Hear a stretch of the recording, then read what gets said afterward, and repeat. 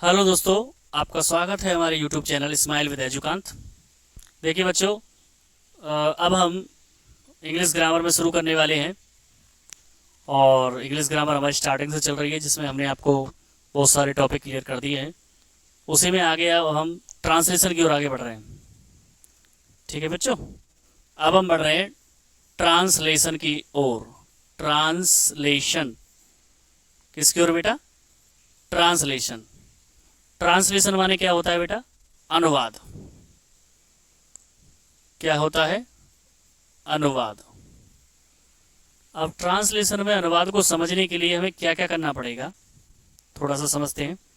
देखिए, बीच में मैं आपको ट्रांसलेशन के बीच में बच्चों को प्रॉब्लम आ सकती है, ये सोच करके मैं थोड़ा सा प्रपोजिशन को भी लूँगा और कंजक्शन भी लूँगा, लेकिन ट्रांसलेशन के आधार पर ही प्रपोजिशन होंगे, है ना। हमें ट्रांसलेशन करने के लिए यानी हिंदी से इंग्लिश और इंग्लिश से हिंदी बनाने के लिए क्या क्या सीखना पड़ेगा? मिनिमम आप कम से कम इतना तो सीखना ही पड़ेगा कि एक तो सब्जेक्ट के बारे में नॉलेज होना चाहिए सभी को, कर्ता। दूसरा बेटा, आपको वर्ब के बारे में नॉलेज होना चाहिए। तीसरा बेटा, देखिए वर्ब के बारे में नॉलेज होना चाहिए। तीसरा, आपको ऑब्जेक्ट के बारे में नॉलेज होना चाहिए। ठीक। इसके अलावा बेटा आपको यूज सीखने होंगे। क्या सीखने होंगे? यूज सीखने होंगे। अब यूज कौन कौन से होंगे मैं आपको बता देता हूं थोड़ा सा। जैसे बी का यूज सीखना होगा, हैव का यूज सीखना होगा, है ना। डू के कहाँ पर प्रयोग होंगे वर्ब। इट का सीखना होगा, देयर का यूज सीखना होगा, हैव के फॉर्म के यूज सीखने होंगे, है ना। और बेटा इसके अलावा आपको टेंस सीखना होगा। ठीक है, मतलब मॉडल सीखने होंगे, कंजक्शन सीखने होंगे। तो ये एटसेट्रा इतनी चीज़ें आपको सीखनी होंगी। ठीक है ना, इतनी चीज़ें आपको सीखनी होंगी, आप देख पा रहे होंगे। तो इन बातों का थोड़ा सा ध्यान रखेंगे। तो आज हम एक चीज़ को क्लियर कर देते हैं। ठीक है बेटा, आज हम एक चीज़ को क्लियर करने वाले हैं, तो कोशिश कीजिएगा, बोर्ड पर ध्यान रखें। आज हम ट्रांसलेशन की कड़ी में सबसे पहले सब्जेक्ट को क्लियर करने वाले हैं। किसको क्लियर करने वाले हैं बेटा? सब्जेक्ट। अब हम सेंटेंस में बताए गए सब्जेक्ट के अनुसार नहीं समझेंगे, हम सीधा ट्रांसलेशन के आधार पर सब्जेक्ट को समझेंगे। सेंटेंस में हमने इसके बारे में बताया था, आप फिर लिंक में जाकर के चैनल पर जाकर के प्लेलिस्ट में इंग्लिश ग्रामर के नाम से प्लेलिस्ट है, उसमें जाकर के सेंटेंस के बारे में समझ सकते हैं। तो वहाँ पर हमने सब्जेक्ट की डेफिनेशन भी दी हुई है कि subject is a word about which something is said, है ना। तो देखिए सब्जेक्ट के बारे में क्या है, मैं आपको यहाँ पर थोड़ा सा, अब ट्रांसलेशन की भाषा में बात करेंगे हम, डेफिनेशंस वगैरह की में नहीं। जैसे सेंटेंस क्या बोलता है टीचर? कर्ता। सही बात है ना। सेंटेंस क्या होता है बेटा हमारा? कर्ता। मैं इसे यहाँ से हटा करके कुछ और लिखता हूँ आपके लिए समझाने के लिए। सेंटेंस माने कर्ता। अगर जब मैं हिंदी ग्रामर की, हिंदी व्याकरण की वीडियो आपको दूंगा तो वहाँ पर आपको पता चलेगा पद परिचय में कि कर्ता भी है, उद्देश्य भी है, वैसे तो वैसे भी होता है। तो देखिए कर्ता किसे कहते हैं? एक बताया जाता है स्कूलों में, कार्य करने वाले को कर्ता कहते हैं। कार्य करने वाले को कर्ता कहते हैं। सभी टीचर यही बताते हैं, गलत भी नहीं है, हम ये नहीं कहेंगे गलत है। लेकिन बेटा इसमें एक चीज आपको थोड़ा सा ध्यान देने की, मैं इसको जूम करके दिखाता हूँ आपको, कि कार्य करने वाले को कर्ता कहते हैं, ये बात सही है। लेकिन इसके साथ साथ जिसके बारे में कहा जाता है, जिसके बारे में कहा जाता है या बताया जाता है, वो भी हमारा क्या है? कर्ता ही होता है। जिसके बारे में कहा जाता है या बताया जाता है वो भी हमारा कर्ता होता है। ध्यान रखिएगा इस बात को। कैसे? अब एग्जाम्पल लेते हैं एक छोटा सा। पहले एग्जाम्पल लेते हैं कि राम कोई काम कर रहा है, कोई काम करने वाले को कहते हैं। जैसे मैंने कहा राम इज प्लेइंग, राम खेल रहा है, मान लिया। अब एग्जाम्पल नंबर 2 लिया हमने कि राम इज गुड, राम अच्छा है। तो क्या हम ये कहें कि इसमें काम करने वाला यही सब्जेक्ट होगा? ये तो होगा ही होगा, लेकिन जिसके बारे में कहा जा रहा है वो भी क्या होगा? सब्जेक्ट होगा। तो ध्यान रखिएगा, काम करने वाला भी सब्जेक्ट है और जिसके बारे में कहा जाए वो भी सब्जेक्ट है। आशा करता हूँ आपको यहाँ तक समझ में आया होगा। हाँ, समझ में आया होगा सभी बच्चों के। आप इसे नोट करना चाहें तो नोट भी कर सकते हैं, स्क्रीनशॉट ले सकते हैं इसका, जिससे आपको अच्छे से समझ में आए, अपने पास रखने के लिए। नेक्स्ट, आगे चलें। ठीक है बच्चों, अब बात आती है सब्जेक्ट कि सब्जेक्ट का हम डिवाइडेशन करते हैं। सब्जेक्ट का क्या करते हैं? डिवाइडेशन। क्या करते हैं बेटा? सब्जेक्ट का डिवाइडेशन करते हैं। देखिए बेटा, हम सब्जेक्ट का क्या कर देते हैं? डिवाइडेशन कर देते हैं। तो सब्जेक्ट को हम दो भागों में बांट देते हैं। एक होता है बेटा सिंगुलर और एक होता है बेटा प्लूरल। ठीक है, हमने सब्जेक्ट को दो भागों में डिवाइड कर दिया, एक सिंगुलर जिसे हम एक वचन बोलते हैं और एक कर दिया हमने प्लूरल जिसे हम बहुवचन बोलते हैं। ठीक, यानी जो सिंगुलर है ये किसको डिनोट करता है? Single noun. किसको डिनोट करेगा बेटा? Single noun. और ये डिनोट करेगा more than single noun. More than single noun. More than single noun. ठीक है, यानी एक संज्ञा को दर्शाएगा, सिंगुलर सब्जेक्ट के रूप में यूज होगा, और जो एक से अधिक संज्ञा को दर्शाएगा वो प्लूरल के रूप में यूज होगा। साथ साथ एक चीज और बताना चाहूंगा मैं आपको कि मैंने नाउन लिखा है तो कुछ बच्चों के मन में सवाल आ सकता है क्या नाउन ही सब्जेक्ट होता है? ऐसा नहीं है, प्रोनाउन भी सब्जेक्ट होता है। प्रोनाउन भी सब्जेक्ट में आते हैं। ठीक है, अब मोर देन का मतलब, तो प्रोनाउन में एक चीज समझने की है कि इस जगह पर प्रोनाउन जो होगा, मैं आपको बता देता हूं, थोड़ा सा मॉडिफाई कर देता हूं। यानी यहां पर जो मैं प्रोनाउन की बात कर रहा हूं वो ऐसा प्रोनाउन होगा जो एक से अधिक संज्ञाओं को दर्शाने के लिए किया जाए, और यहां पर ऐसा प्रोनाउन होगा जो सिंगल संज्ञा को दर्शाता है। अब ये बात कुछ बच्चों के सर से ऊपर जा रही होगी, छोटी क्लास के बच्चों से। देखो बेटा, जैसे मैंने लिखा ही, क्या लिखा? ही। दिख रहा है आपको? जैसे मैंने लिखा ही। अब इस ही पर फोकस करिए, ही कितनों को दर्शाता है? एक को।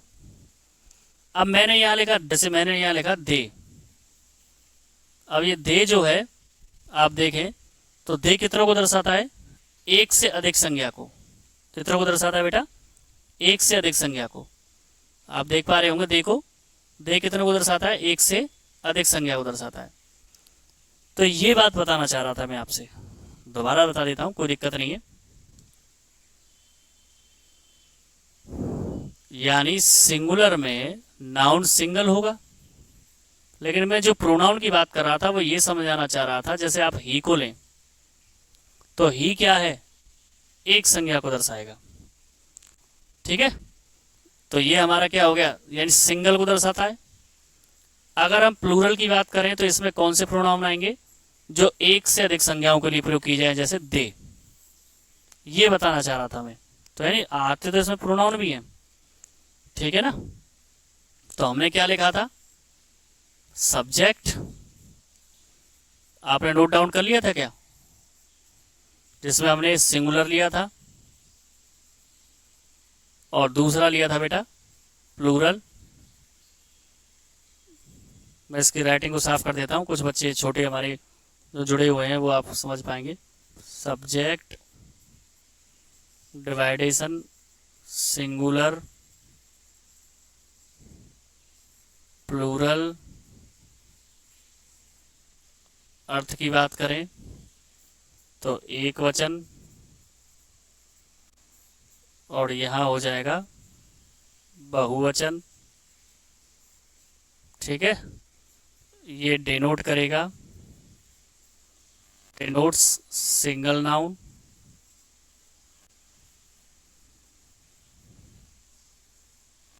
ठीक है बेटा जी। और ये डिनोट करेगा more than single noun. Note down कर लीजिए आप इसे, जो बच्चे लिख नहीं पाए थे वो लिख सकते हैं अभी। ये एल है बेटा, ये एल है प्लूरल। ठीक है ना। चलिए आगे चलते हैं। किसी को डाउट हो तो यहाँ पर देख सकता है, मैं मिटा नहीं रहा हूँ कुछ बच्चे के लिए, लास्ट में आप देख सकते हैं। अब बात करते हैं आगे, हम केवल सिंगुलर की बात करेंगे। अब हम समझते हैं सिंगुलर सब्जेक्ट। अब हम सिंगुलर सब्जेक्ट में नाउन भी समझेंगे, प्रोनाउन भी समझेंगे। बहुत इजी तरीके से बता रहा हूँ, छोटे बच्चे भी समझ सकते हैं, फिफ्थ स्टैंडर्ड के। एक वचन, एक की बात की जाए, देखो बेटा नंबर एक को जो सिंगल नाउन हो, यानी एक संज्ञा हो, जैसे उदाहरण से समझिए, एक पेन, एक व्यक्ति, एक वस्तु, एक स्थान, ये सब क्या होगा? Singular subject. दूसरा दूसरा होगा बेटा अनकाउंटेबल नाउन। क्या बेटा? अनकाउंटेबल नाउन, यानी वे संज्ञा जिन्हें हम गिन ही नहीं सकते, जैसे चीनी, चाय, जैसे मैं नीचे लिख देता हूं, चीनी इंग्लिश में बोलते हैं शुगर, दूध, मिल्क, इन्हें गिन नहीं सकते, इसलिए ये क्या होती है? अनकाउंटेबल। तो ये भी किस में आती है बेटा? सिंगुलर में। नंबर तीन, ही, सी, इट, ये भी सिंगल को दर्शाती है। दिस, दैट, यानी ये हमारा जो है वो सिंगुलर नाउन है। अब मैं यहां पर थोड़ा सा छोटे बच्चों के हिसाब से हिंदी में भी लिख देता हूं, वह। अब वह शब्द दो के लिए आता है, एक तो पुल्लिंग के लिए यानी पुरुषों के लिए, तो वहां पर ही लगाना है आपको। एक आता है स्त्रीलिंग, है ना बेटा, स्त्रियों के लिए, लड़कियों के लिए, तो वहां ये लगाना है। दिस माने, दिस माने क्या होता है, मैं यहां लिख देता हूं, दिस माने यह, और दैट माने वह, दैट माने वह। तो ये हमारे क्या है? सिंगुलर सब्जेक्ट है। ध्यान रखिएगा, singular noun this, that, he, she, it और अनकाउंटेबल। अब आगे चलते हैं, अगला है हमारा बेटा, नाउन में ज्यादा याद आ जाता है, प्लूरल सब्जेक्ट। अब प्लूरल सब्जेक्ट में हम समझे नंबर एक, यानी एक से अधिक संज्ञा, जैसे अभी हमने मोर देन सिंगल नाउन। अभी हमने क्या कहा था? पेन, वो तो सिंगल था, जैसे ये पेन है। अब हम कह रहे हैं पेन्स, बुक्स, बहुवचन होंगे। दूसरा, दूसरे में लेते हैं जैसे दे, ठीक है, वी, यू, ठीक है बेटा जी। दिस की जगह पर आ जाएगा दीज, और दोज, आई, ये क्या होते हैं? हमारे प्लूरल सब्जेक्ट होते हैं। अब हिंदी में लिख देते हैं, जैसे दे माने क्या होता है बेटा? वे। वी माने क्या होता है बेटा? हम। यू माने क्या होता है? तुम या आप। ठीक है बेटा जी। दीज, दीज माने क्या होता है? ये। दोज, यहां पर नहीं चल रहा है, मैं यहां लिख देता हूं, दोज, दोज माने क्या होता है? वे या वो। ठीक है बेटा जी, तो ध्यान रखिएगा, ये हमारे होते हैं प्लूरल सब्जेक्ट। ठीक, अगर आपको ये सब आता है तो आप आसानी से कर सकते हैं, आपने यही सीखा है। अब इसी में एक इंपॉर्टेंट चीज मैं जोड़ने वाला हूं, जो सेकंड फॉर्म होती हैं उसको भी समझ लीजिए, जैसे माई, अवर, ठीक है, योर, हिज, हर, समझाता हूँ। मैं इनके पीछे प्लस का चिन्ह लगा देता हूँ, प्लस प्लस प्लस प्लस। अब डिपेंड करेगा पीछे, अगर बेटा यहां पर सिंगल नाउन है, हो सकता है सिंगल हो, तो ये सिंगुलर माना जाएगा। जैसे मैंने लिखा माई ब्रदर, ठीक। लेकिन सपोज करो यहां पर प्लूरल नाउन आ जाए, यानी मोर देन सिंगल आ जाए। मैंने कह दिया इसी को माई ब्रदर्स, ठीक है। तो इस स्थिति में चेंज हो जाएंगे, यहां तो हो जाएगा ये सिंगुलर सब्जेक्ट, मैं शॉर्ट में लिख रहा हूं, और यहां हो जाएगा ये प्लूरल सब्जेक्ट। ये ध्यान रखिएगा। दिख रहा है कि नहीं दिख रहा है? बड़ा कर देते हैं, अब तो दिखाई दे रहा है, ठीक है। ध्यान से देख लीजिए खूब आराम से, है ठीक है। तो ये बड़ा ध्यान रखने की चीज है। दोबारा सुन लीजिए, मैं आपको दोबारा क्लियर कर देता हूं सारा। जैसे मैंने एक ब्रदर लगाया और यहां पर माई के साथ मैंने ब्रदर्स लगा दिया, तो दोनों में क्या अंतर हुआ? अब माई से अंतर नहीं है, साथ वाले से है। जैसे यहां पर ये माना जाएगा सिंगुलर सब्जेक्ट और यहां पर माना जाएगा प्लूरल सब्जेक्ट, ऐसे ध्यान रखिएगा। तो ये जो है, मैंने आपको, देखो छोटे बच्चे नहीं समझ पाएंगे, लेकिन मैं जो बच्चे 9-10 से या मेरी वीडियो देखी होंगी तो आसानी से समझ सकते हैं कि ये जो हमारा माई है, ये जो हमारा माई है, इस माई में क्या है? इस माई में क्या मतलब? इस माई का ये हमारा पजेसिव एडजेक्टिव है।